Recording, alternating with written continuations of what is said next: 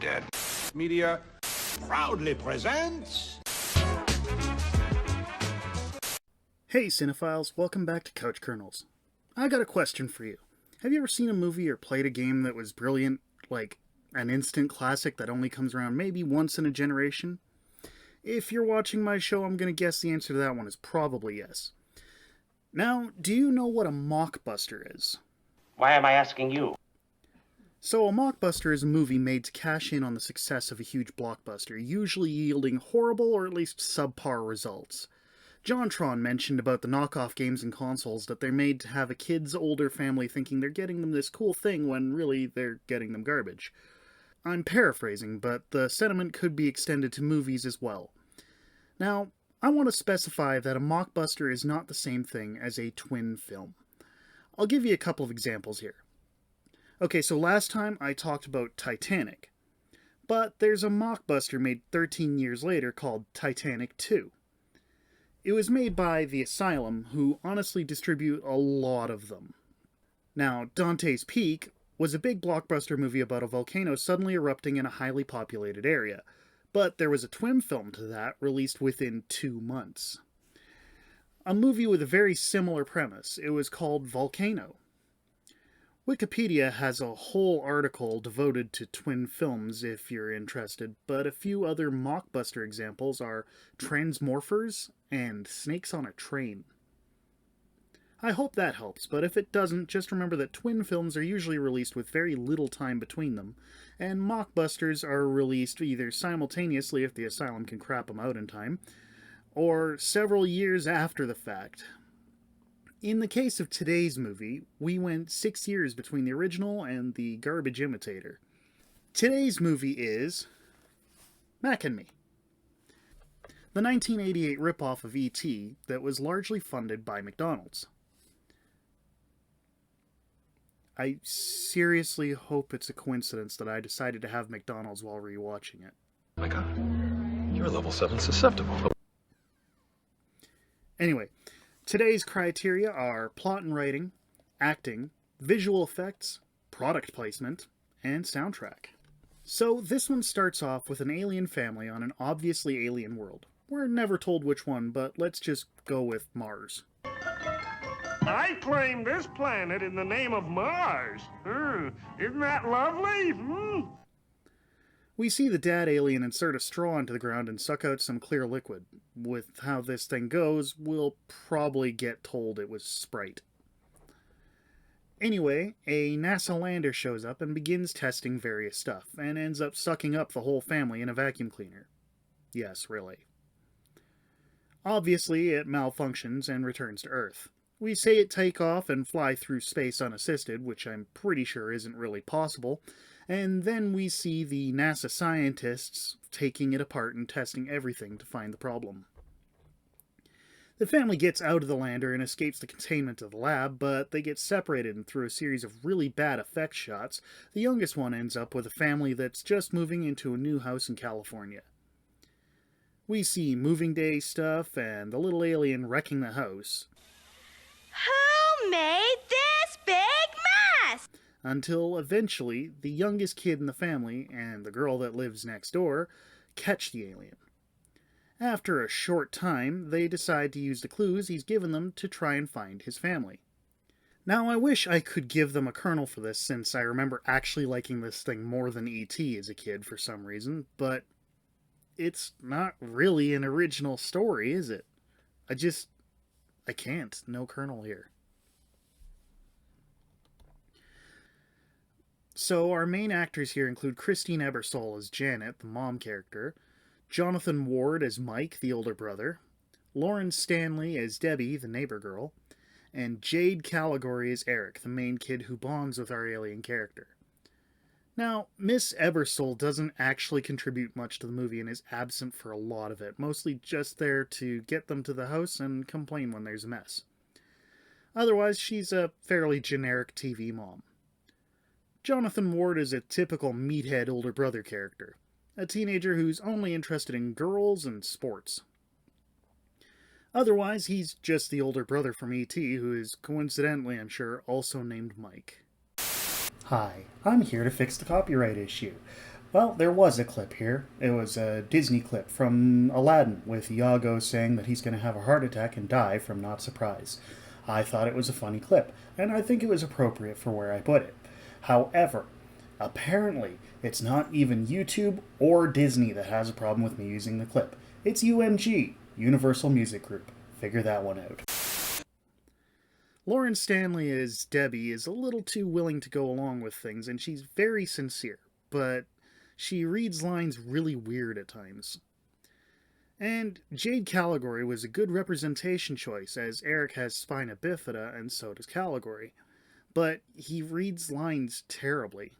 I feel like they had to have gone with the worst takes in some cases. So, we really can't give them a kernel for acting here.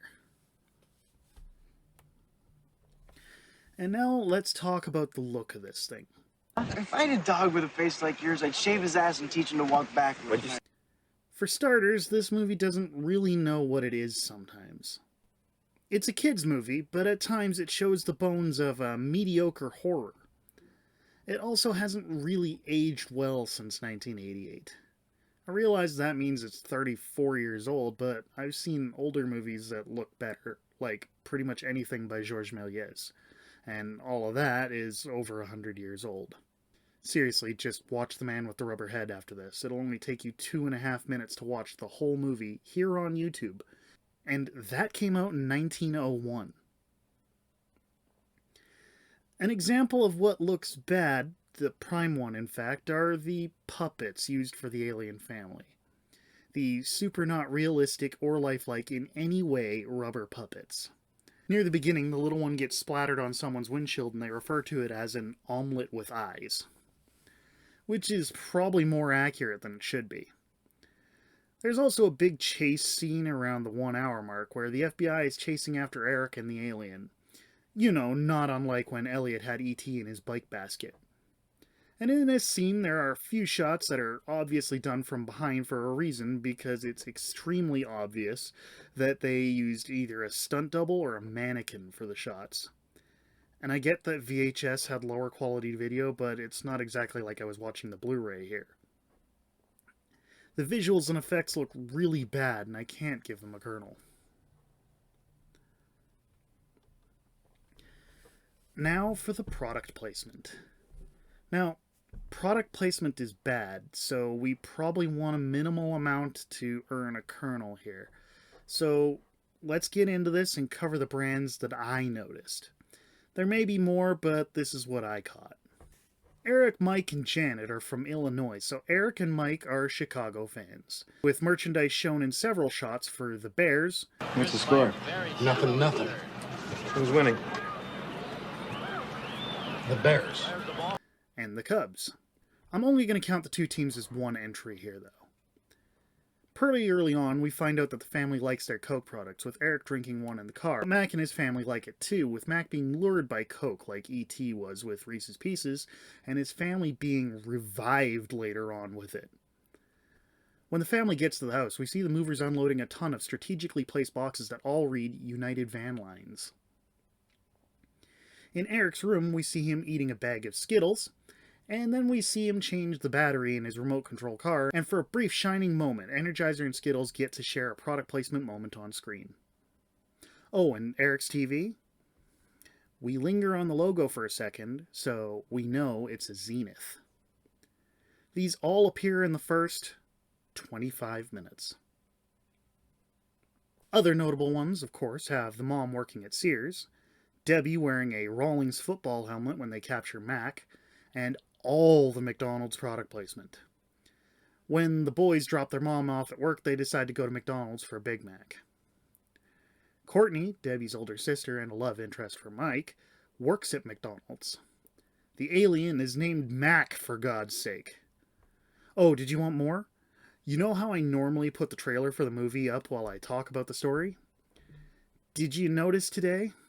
It was the McDonald's birthday party dance scene, if YouTube let me get away with that. A whole dance scene that lasts almost 4.5 minutes out of a 99-minute movie.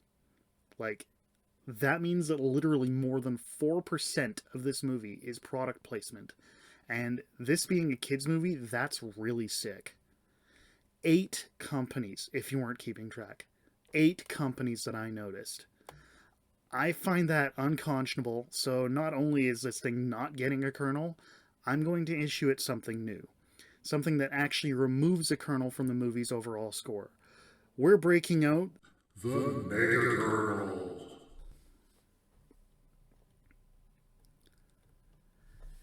Now, I have a question about the soundtrack. Why is Alan Silvestri here? I have respect for Silvestri as he's done some great work with soundtracks like Avengers Endgame and the Back to the Future trilogy. But I want to know how they convinced him to do this. It's not his best work by any stretch, being derivative of his other, better work, as well as John Williams' iconic E.T. soundtrack, but he's here. And that confuses me. As for the rest of the soundtrack, the full songs rather than just the emotive musical bits, everything is generic 80s tunes by unknowns. Like, most of the time it doesn't even fit. Wouldn't it be nice if the song under the credits had something to do with the movie you just saw? I can't give the soundtrack a kernel here. Now let's tip out our bucket and see what we have. Well, in an unprecedented moment, we have -1 kernels. Now, here's the weird part. I've seen movies I enjoyed much less than this. It's actually slightly okay, even though it fails in every way at being a decent movie. Actually, you know, the absolute funniest thing about it? They were sure they were going to get a sequel. Anyway, let's move on to Name That Frame. First, let's reveal the answer from the My Bloody Valentine and Titanic videos. That movie was The Little Mermaid. Did you get it? Shout out to those that did. And now let's move on to our next round. If you look at my screen, we have a still for a new movie or TV show. Know what it is? Comment below. You have a few videos to come up with an answer. And while you're down there, if you have any comments, questions, or ideas, leave them there too. I try to answer everything. That's it for me though, but I'll be back soon. Maybe it's time to go see something new again? See you next time. Bye.